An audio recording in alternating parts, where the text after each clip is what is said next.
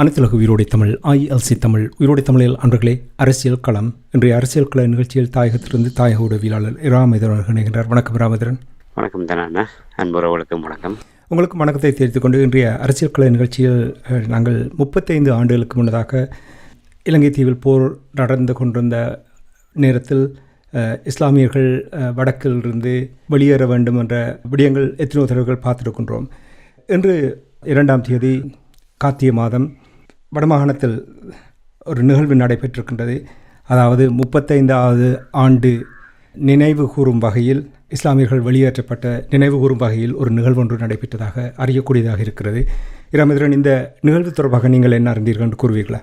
நிச்சயமாக முஸ்லீம் மக்கள் யாழ்குடா நாட்டிலிருந்து, குறிப்பாக வடக்கிலிருந்து அவர்கள் வெளியேற்றப்பட்ட சம்பவம் உண்மையிலே ஈழத்தமிழர்களுக்கு அந்த காலத்தோடு பயணித்தவர்கள், அந்த வரலாற்று பின்னணி தெரிந்தவர்களுக்கு நன்றாகவே தெரியும். ஆனால் இன்றைய தலைமுறையினருக்கோ இல்லை, இந்த ஆயுத மௌனிப்புக்கு பின்னராக தமிழ் தேசிய அரசியல் பிரவேசம் எடுத்து தங்களை ஒரு புதிய அவதாரங்களாக காட்டிக்கொள்ள முற்படுபவர்களுக்கோ அந்த வரலாறுகள் தெரிய போவதும் இல்லை, அதனுடைய நியாயப்பாடுகள் விளங்கப் போவதும் இல்லை. அப்படிப்பட்ட நிலைமையில்தான் இந்த முஸ்லிம்களுடைய வெளியேற்றம் என்பது பார்க்க வேண்டியிருக்கின்றது. அந்த வகையில் 35 வருடங்கள் வடக்கிலிருந்து முஸ்லிம்கள் வெளியேற்றப்பட்டு 35 வருடங்கள் ஆகிவிட்டது. அந்த 35வது ஆண்டு நிறைவை முன்னிட்டு யாழ்ப்பாணத்திலே ஒரு நிகழ்வு இடம்பெற்றிருக்கின்றது. தந்தை செல்வா கலையரங்கத்திலே இடம்பெற்ற அந்த நிகழ்விலே தமிழ் முஸ்லிம் தரப்பினர் என பல புத்திஜீவிகள், அரசியல் தரப்பினர், சமூக மட்ட தரப்பினர் என பலரும் அந்த நிகழ்விலே பங்கு பெற்றி இருக்கின்றார்கள். ஆகவே அங்கு பங்கு பெற்றி தங்களுடைய அந்த, அதாவது ஒரு தமிழ் முஸ்லிம் நட்புறவை கட்டியெழுப்புகின்ற வகையிலான ஒரு கலந்துரையாடல் என்ற துணைப்பொருள் தான் இந்த நிகழ்வு முன்னெடுக்கப்பட்டிருக்கின்றது. ஆயுதங்கள் மௌனிக்கப்பட்டு 14வது ஆண்டிலே நாங்கள் பயணித்து கொண்டிருக்கின்றோம். அப்படிப்பட்ட ஒரு நிலைமையிலே மீண்டும் தமிழர்கள் முஸ்லிம்கள் வடக்கிலே ஒரு இணைந்து வாழ்கின்ற ஒரு நிலைமை ஏற்பட்டிருக்கின்றது.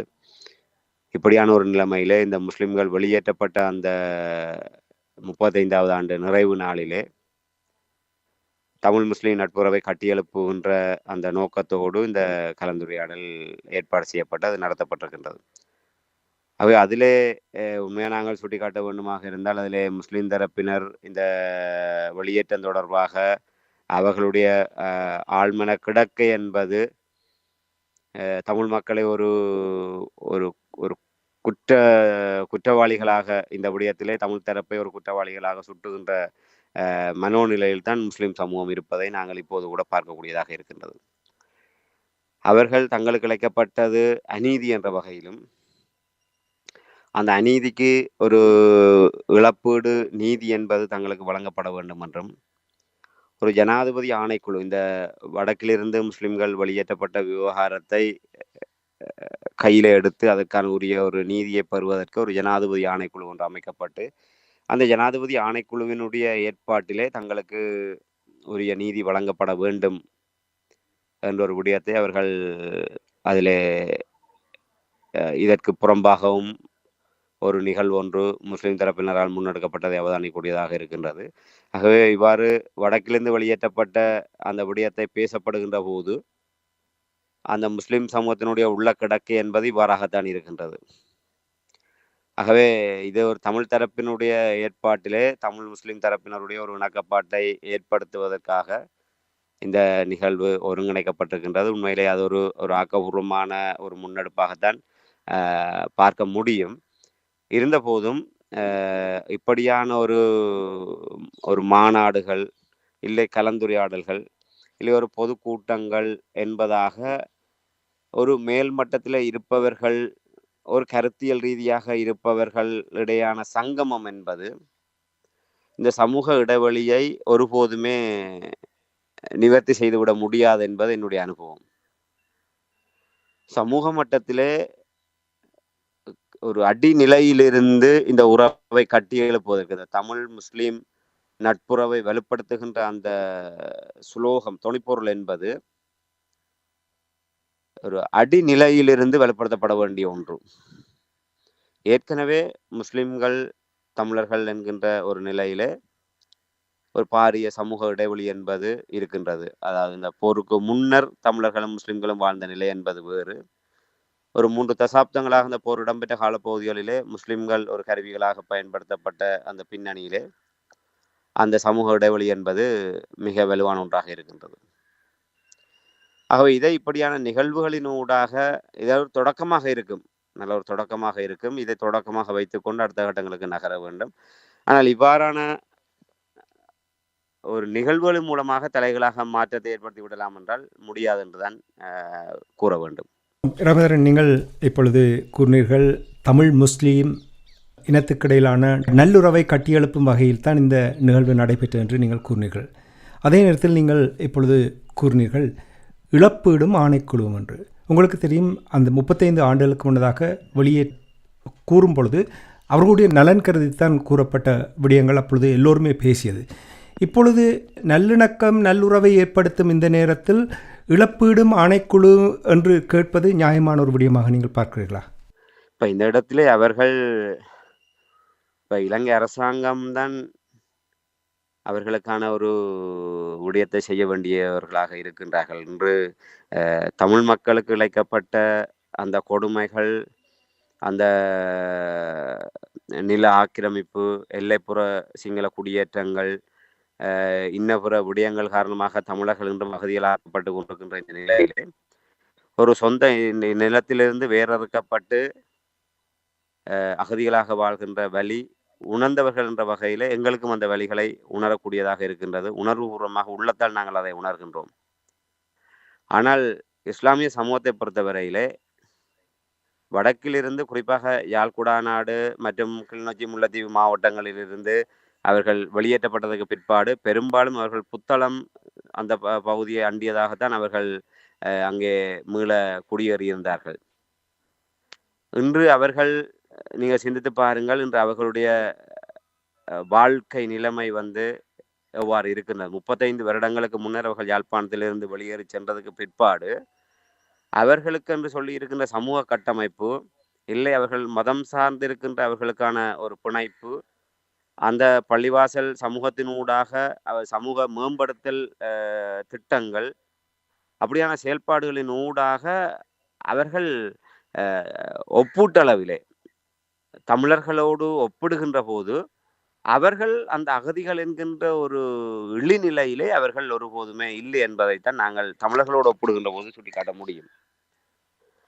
ஏனால் உங்களுக்கு தெரியும், அவர்கள் தங்களுக்கான அரசியல் பிரதிநிதித்துவம் உள்ளிட்ட சகல உரிமைகளையும் பெற்றவர்களாகத்தான் அவர்கள் இருக்கின்றார்கள். அவர்களுக்கான கல்வி எந்த விதத்திலுமே பாதிக்கப்படவில்லை. மற்றது அவர்கள் இப்போ யாழ்குடாநாட்டிலே இப்போ முஸ்லிம் சமூகத்தினுடைய இலங்கையினுடைய பூர்வீக வரலாறு எடுக்கின்ற போது மரபு வழியாக அவர்களுடைய தாயக உரிமையை அவர்கள் நிலைநிறுத்த முடியாத ஒரு நிலை இருக்கின்றது. இலங்கை தீவை பொறுத்தவரையில் ஈழத்தமிழினம் மட்டும்தான் ஒரு பூர்வீக குடிமக்களாக இங்கே இருக்கின்றார்கள். தொன்று தொட்டு இயக்கர் நாகர் என்கின்ற அந்த ஆதி வழியில் இருந்து தமிழர்கள்லாம் இங்கே ஒரு ஆதி குடிகளாக இருக்கின்றார்கள்.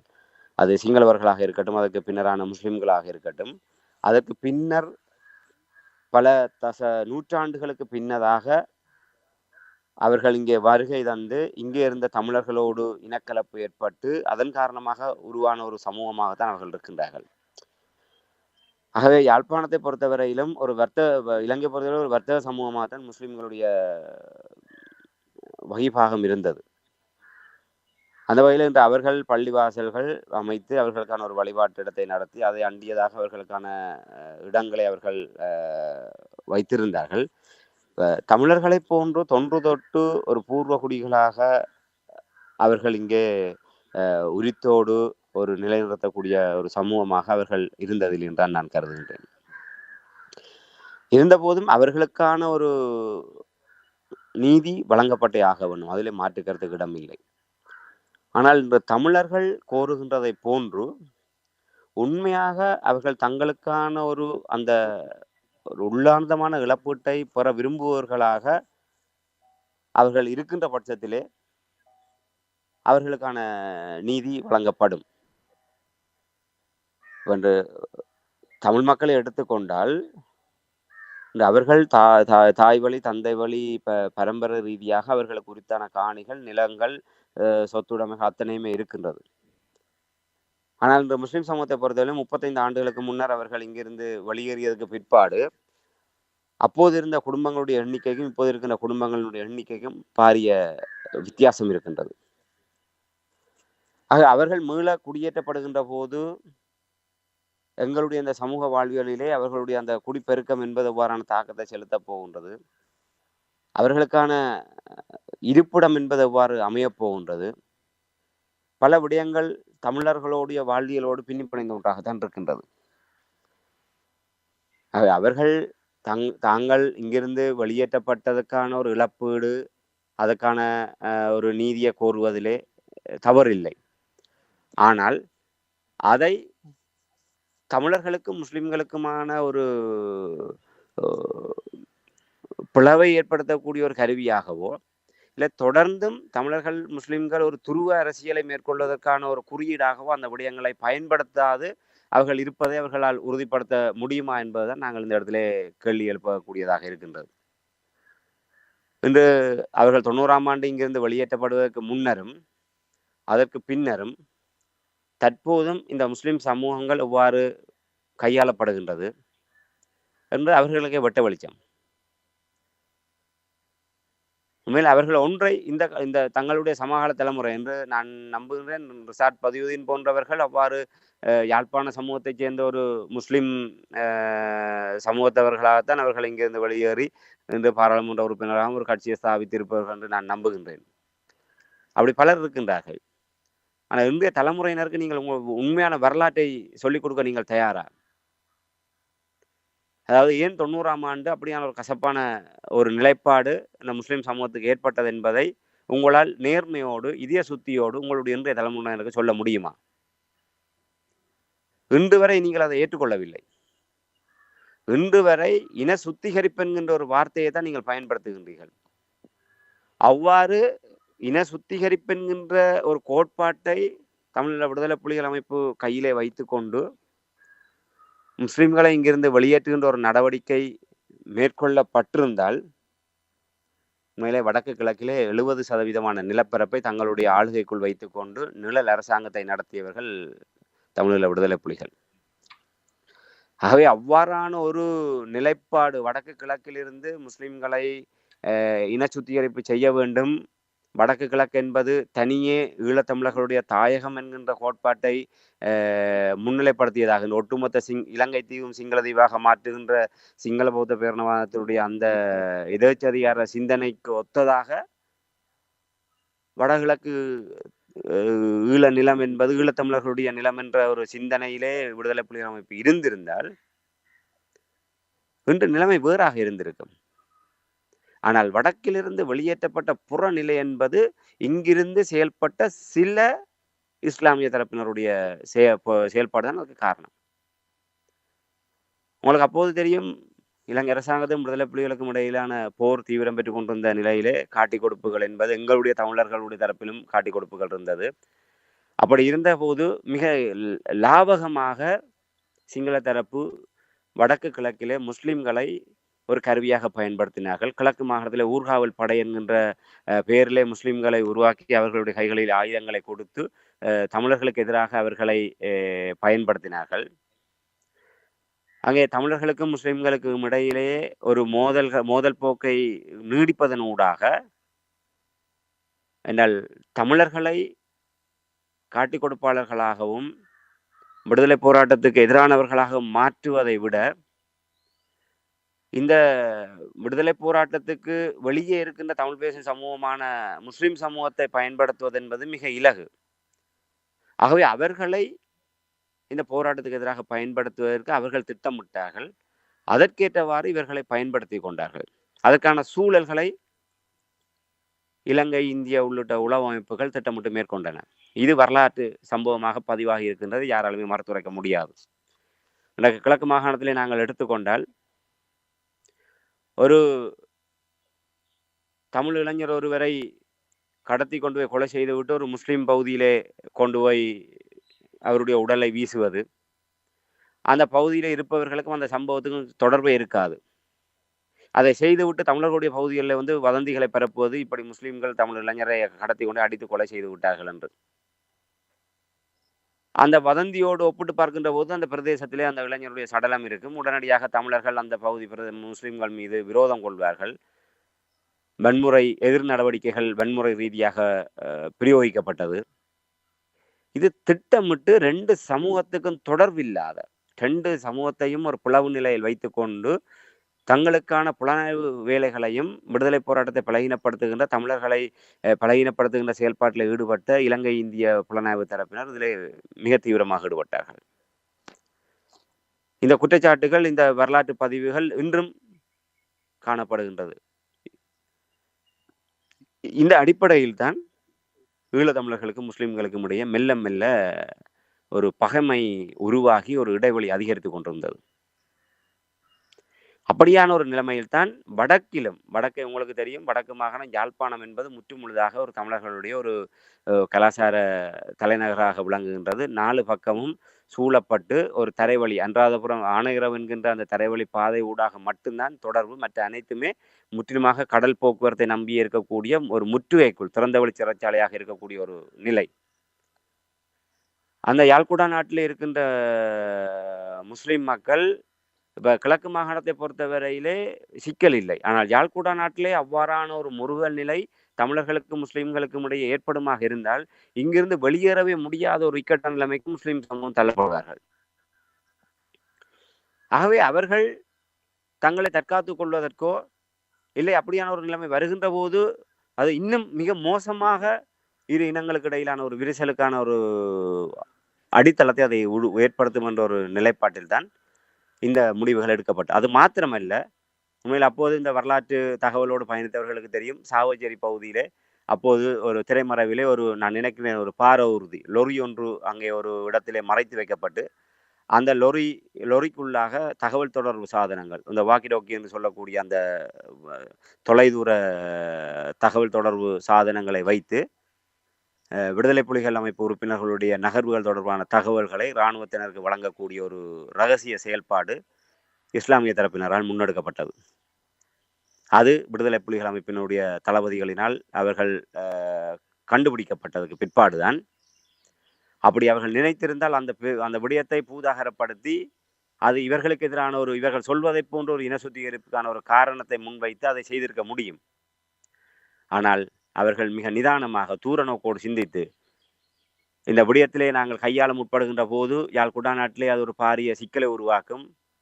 அது யாழ்குடா நாட்டிலே பற்றுகின்ற தீ என்பது ஒட்டுமொத்த இலங்கை முழுவதுமே தமிழர்கள் முஸ்லிம்களுக்கு இடையிலான ஒரு இனத்தீயாக மாறி அது எங்களையே கருவறுத்து விடும் என்கின்ற ஒரு நிலைப்பாட்டில் தான் அவர்கள் உடனடியாக இங்கிருந்து முஸ்லிம்களை வெளியேறுவதற்கான என்றால் நடந்த சம்பவம் இவை.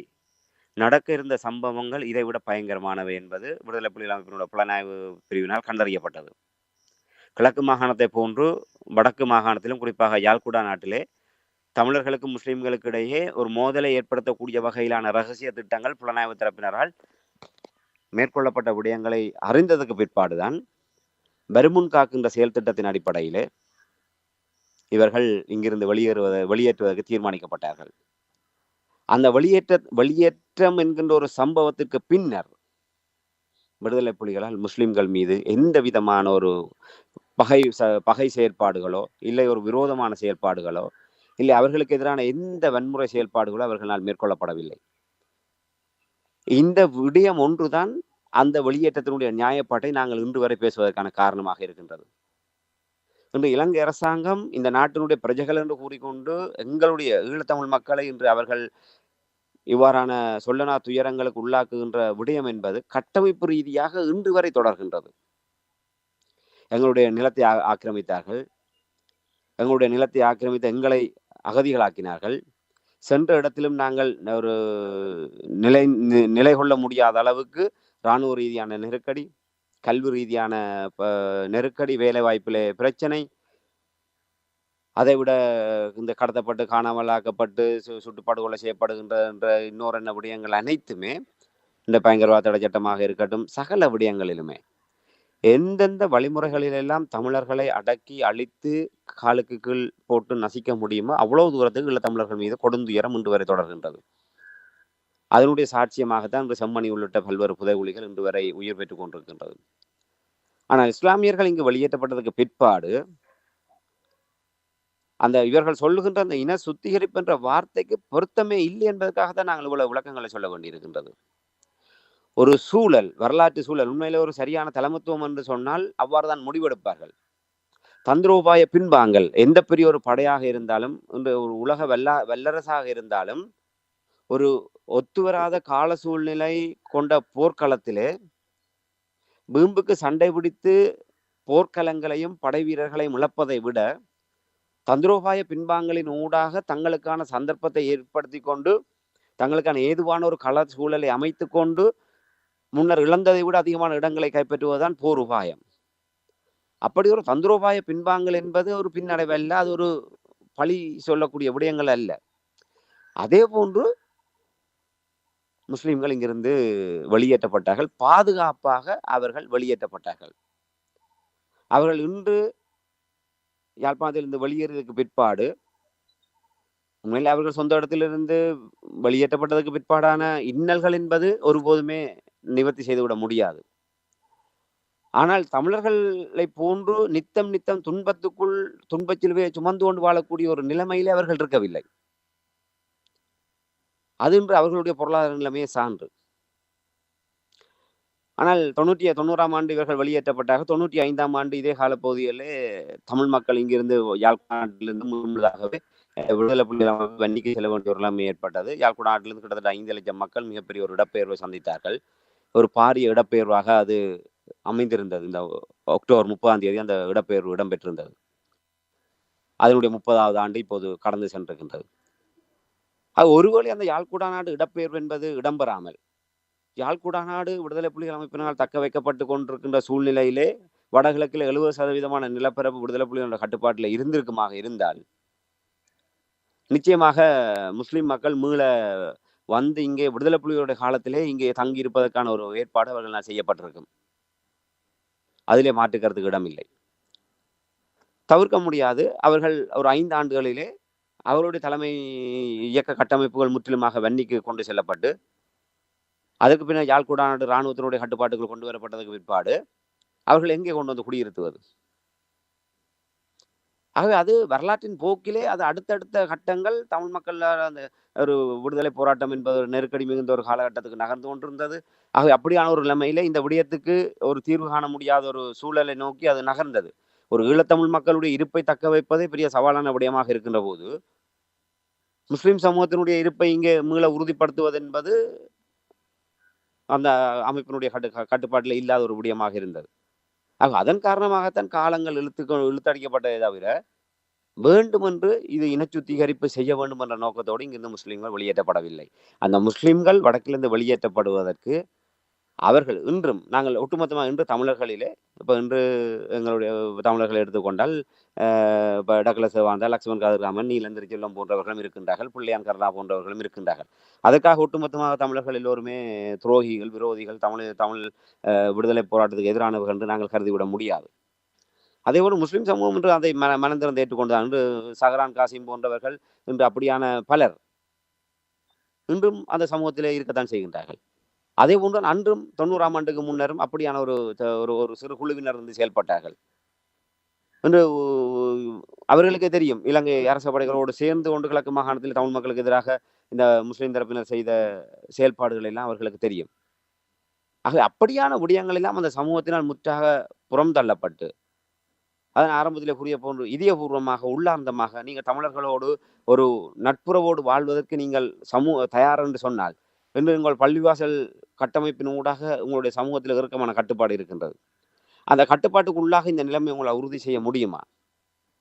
அப்படி நீங்கள் செய்வீர்களாக இருந்தால் தாராளமாக நீங்கள் தமிழர்களோடு இப்படியான மாநாடுகள்லாம் தேவையில்லை. உங்களுடைய செயல்பாடு தான் அந்த நிலையை தீர்மானிக்கும்.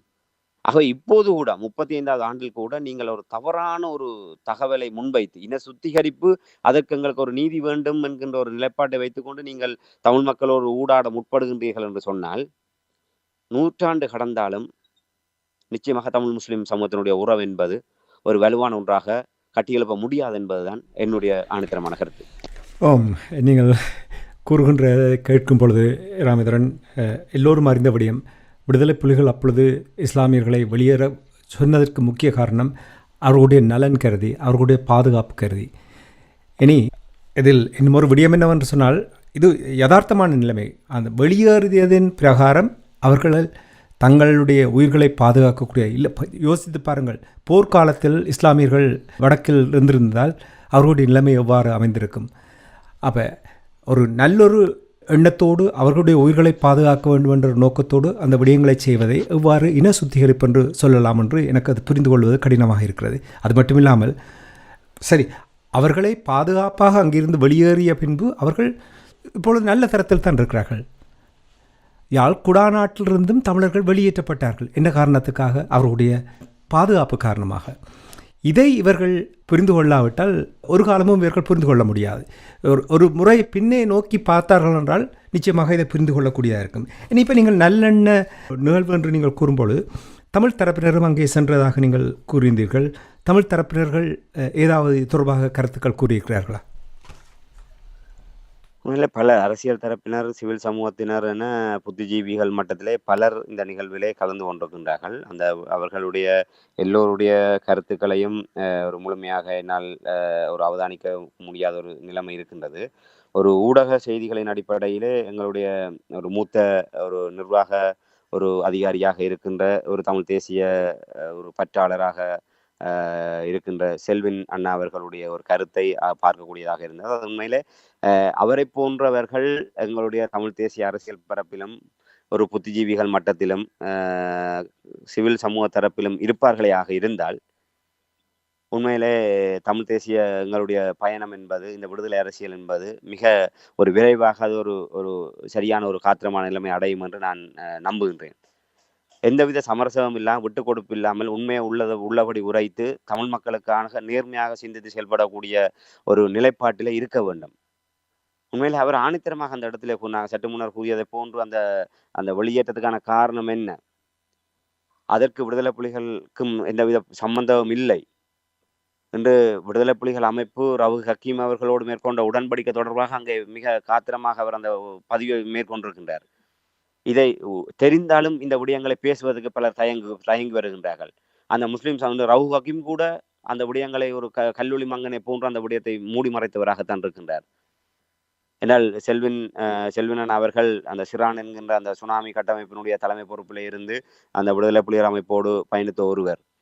ஆக அவருக்கு அந்த காலகட்டங்களிலே நடந்த விடயங்கள் அனைத்துமே நன்றாக பரிச்சயமான ஒன்று. ஆக அவர் கூறியிருக்கின்றார், தமிழீழ விடுதலை புலிகள் அமைப்பினுடைய தலைவர் பிரபாகரன் அவர்கள் ஒரு ஒப்பந்தம் தான் செய்திருக்கின்றார். அந்த ஒப்பந்தம் ரவு ஹக்கீமோடு முஸ்லிம் சமூகத்தினுடைய நலன் சார்ந்து மேற்கொள்ளப்பட்டதாகத்தான் அந்த ஒப்பந்தம் அமைந்திருக்கின்றது.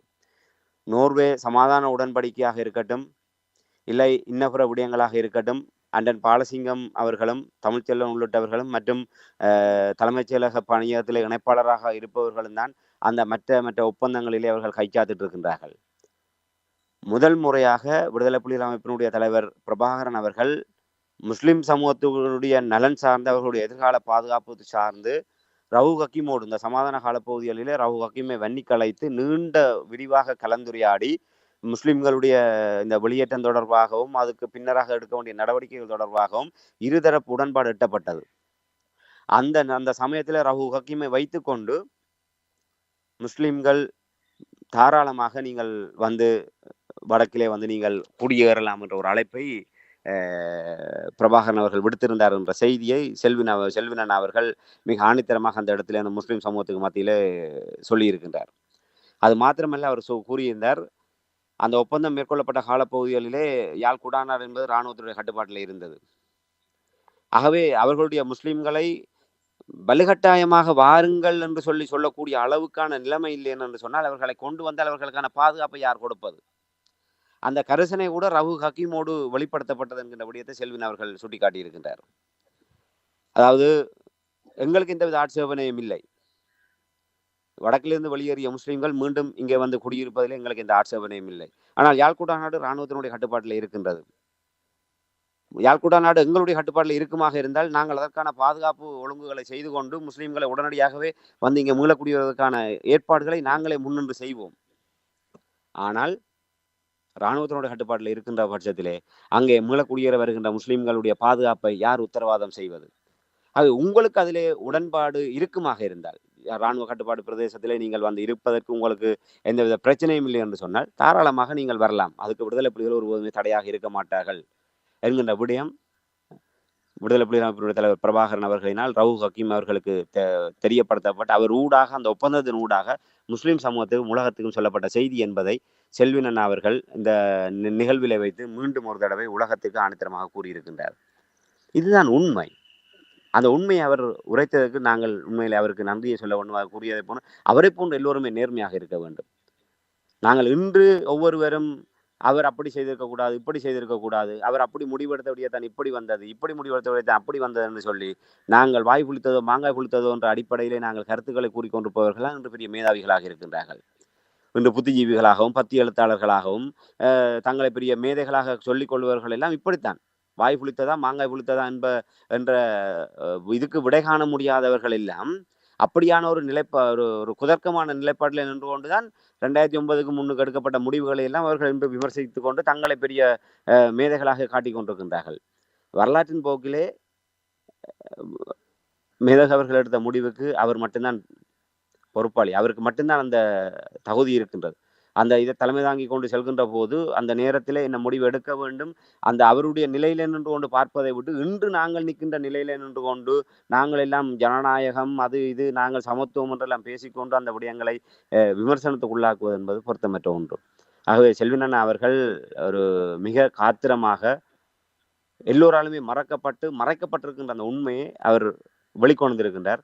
ரகு ஹக்கீமு கூட மிகப்பெரிய பொறுப்பு இருக்கின்ற அவர் இந்த ஆயுதங்கள் மௌனிக்கப்பட்டதற்கு பிற்பாடு எந்த அரசாங்கம் ஆட்சிக்கு வந்தாலும் அந்த அரசுகளோடு சேர்ந்து தங்களுடைய பதவிகளை தக்க வைப்பதற்காக அவர்கள் அரசாங்கங்களோடு சேர்ந்து செயல்பட்டு கொண்டு தமிழர்களோடு ஒத்துழைக்காத போக்கு இருக்கின்றது.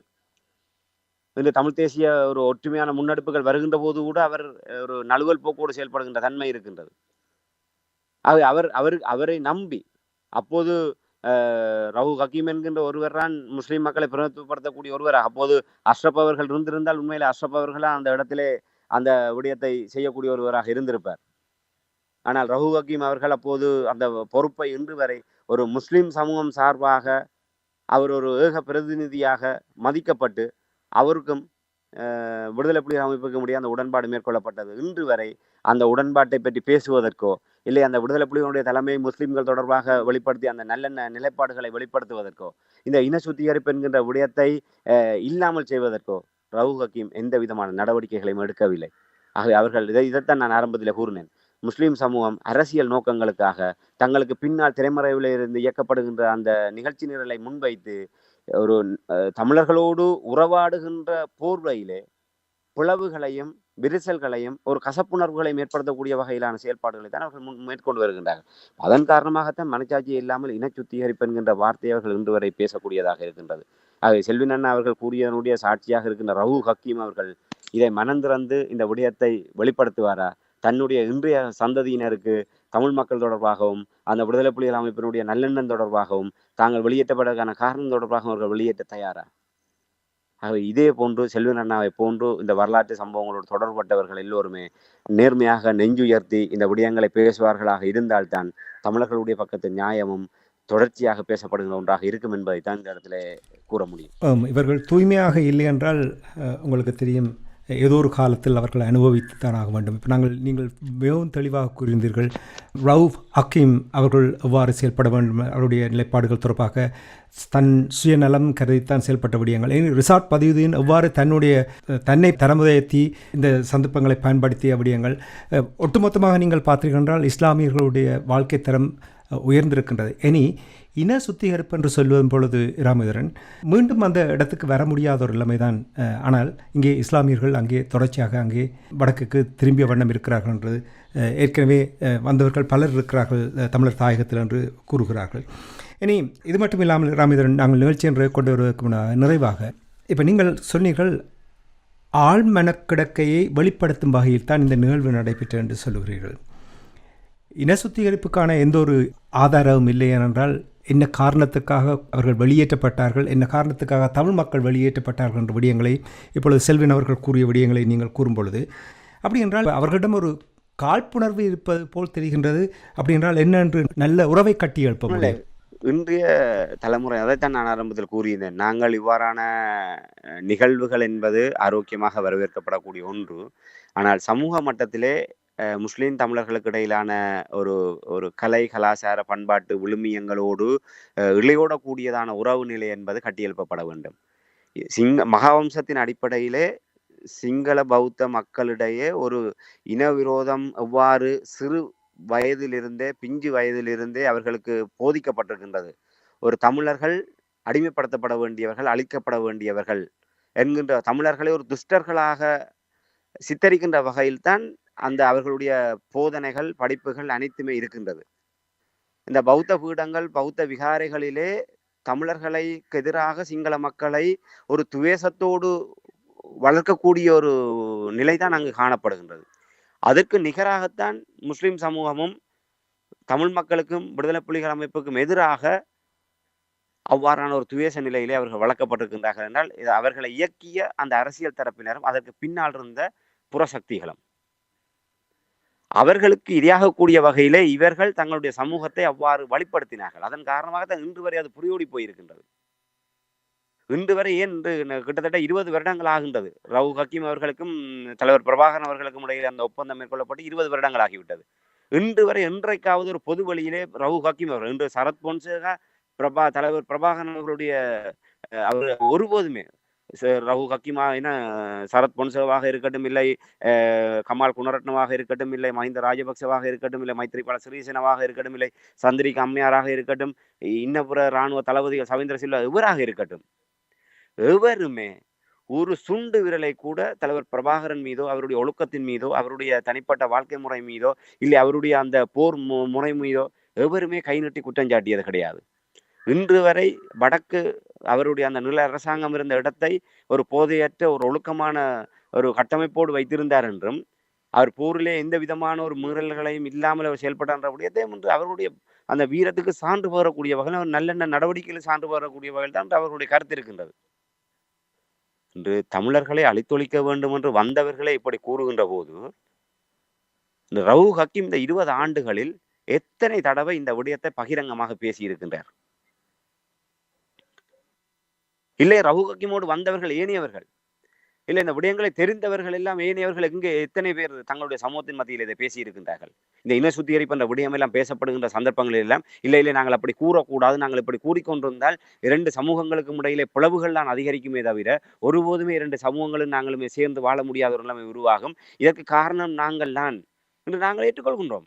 இன்று ஆணையரவு கைப்பற்றப்பட்டு யாழ் குடாநாடு அரியாலை வரை விடுதலை புலிகளுடைய படைகள் வந்து முற்றுகையிட்டு யாழ் குடாநாடு இந்த விடுதலை புலியோட கையிலே விழப்போன்ற ஒரு நிலையிலே ஏற்பட்ட கருணாமான் தரப்பினரால் அவ்வாறு ஏற்படுத்தப்பட்ட சில ஒரு பின்னடைவுகள் பிளவுகளின் காரணமாக அந்த யாழ் குடாநாடு மீதான முற்றுகை என்பது தடைப்பட்டதும் அதுக்கு பின்னர் அவர் அங்கே வெளியேறி அவர் ஒரு காட்டி கொடுக்கப்பட்ட ஒரு நிலைமையிலே எவ்வாறு விடுதலை போராட்டம் பாதிக்கப்பட்டது, அது எவ்வாறான நிலைமைக்கு சென்றது என்றெல்லாம் எல்லோருக்குமே. அதுக்காக நாங்கள் கருணாமானுடைய கடந்த கால போரியல் வரலாறுகளை வைத்துக் கொண்டு அவரை வெள்ளையடிப்பு செய்வதற்கு இந்த ஒரு தமிழன் தயாராக இல்லை. அதே போன்று இந்த விடயங்களை சொல்வதற்கு யார் இருக்கின்றார்கள் முஸ்லிம்கள் மத்தியிலே? எவருமே இல்லை. ஆகவே இந்த விடயங்கள் பேசப்பட்டே ஆக வேண்டும், உண்மைகள் பேசப்பட்டாக வேண்டும். இன்றும் நீங்கள் சிங்களத்தோடு சேர்ந்து நின்றோடு உங்களுடைய அரசியல் சுயநல காரணங்களுக்காக நீங்கள் சார்ந்திருக்கின்ற முஸ்லிம் சமூகத்தை தவறாக வழிநடத்தி கொண்டிருக்கின்றீர்கள் என்று சொன்னால் இன்றும் வடகிழக்கிலே எப்படியான நிலைமை இருக்கின்றது உங்களால் தெரியுமா? இன்று யாழ் குடாநாட்டிலே இன்றும் பல இடங்களிலே முஸ்லிம்கள் வர்த்தக சமூகமாகவும் குடிமக்களாகவும் வாழ்ந்து கொண்டிருக்கின்றார்கள். இன்று அவர்கள் தெரிந்தோ தெரியாமல் செய்கின்ற சிறு சிறு தவறுகள் ஒரு சமூக முரண்பாடுகளை தோற்றுவிப்பதற்கான பல அபாய நிலைமையிலே விளிம்பு நிலையிலே நின்று கொண்டிருக்கின்றது. இது அந்த பகுதிகளில் இருக்கின்ற அவர்கள் சார்ந்த ஒரு பெரியவர்களினால் ஆலோசனைகள் வழங்கி தடுக்கப்பட்டு சரி செய்யப்படுகின்ற நடவடிக்கைகள் முன்னெடுக்கப்பட்டு வருகின்றது. இருந்த போதும் அதையும் மீறி என்னால் நாங்கள் சொல்வார்கள் புட்டும் தேங்காப்பும் போன்று தமிழர்கள் முஸ்லிம்களுக்கான உறவை சொல்வார்கள். அவ்வளவு மிக நெருக்கமாக இருந்த தமிழர்கள் இன்று ஒரு சந்தேக கண்ணோட்டத்தோடு முஸ்லிம்களை பார்க்கக்கூடிய ஒரு நிலைமைக்கு தமிழர்கள் காரணம் அல்ல. தமிழர்கள் எப்போதுமே அரவணைப்பதற்கு தயாராக இருக்கக்கூடியவர்கள். இன்றும் இந்த முஸ்லிம்களை நீங்கள் எடுத்துக்கொண்டால் அவர்கள் அந்த கலால் என்கிற ஒரு விடயத்தை வைத்துக்கொண்டு அவர்கள் தங்களுடைய உணவகங்களை தேடுவது ஒரு விதம். ஆனால் இன்று அவர்கள் ஒரு முச்சக்கர வண்டியை பிடிப்பதாக இருந்தாலும் அவர்கள் ஒரு தமிழருடைய முச்சக்கர வண்டியிலே அவர்கள் பயணிக்க மாட்டார்கள்.